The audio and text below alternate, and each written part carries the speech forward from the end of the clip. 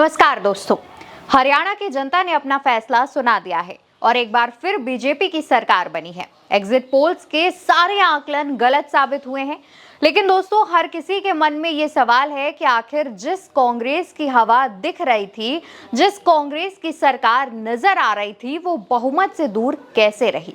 अब इसके पीछे 5 वजहें जो साफ तौर पर समझ आती हैं। सबसे बड़ी बात रही कि राहुल और प्रियंका मिलकर भी पार्टी के अंदर की गुटबाजी नहीं खत्म कर पाए। कुमारी शैलजा और भूपेंद्र सिंह हुड्डा के बीच की नाराजगी खुलकर सामने आई। कुमारी शैलजा को चुनाव लड़ने का मौका नहीं मिला, उनके करीबियों को भी कम से कम टिकट दिए गए। दूसरी बात दोस्तों, 10 साल हरियाणा के मुख्यमंत्री रहे मनोहर लाल खट्टर को हटाना।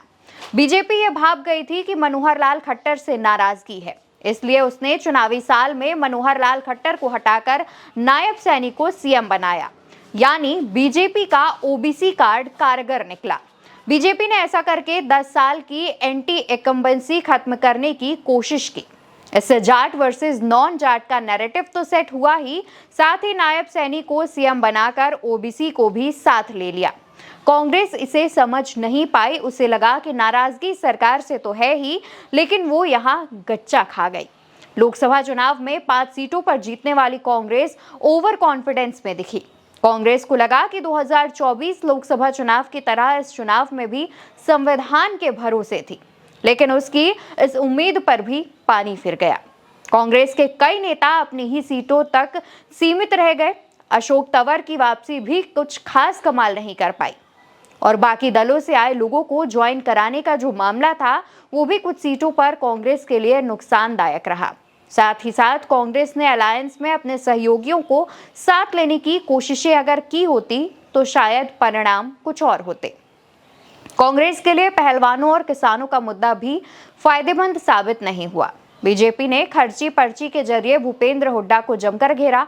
यहां तक कहा कि ये नौकरियां रोहतक रीजन और जाट बिरादरी के लोगों तक ही सीमित रही हैं और उसके 10 साल के शासन में नौकरियां बिना पैसे और भेदभाव के सभी वर्गों को दी गई। बात अगर रैलियों की कर ले तो उसमें बीजेपी कांग्रेस पर भारी पड़ी।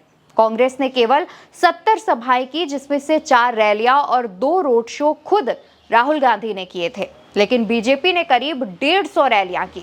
इनमें से 4 रैलियां खुद प्रधानमंत्री नरेंद्र मोदी ने की। कहा यह भी जा रहा है कि कांग्रेस की 70 सभाओं पर बीजेपी की करीब 150 रैलियां भारी पड़ गई।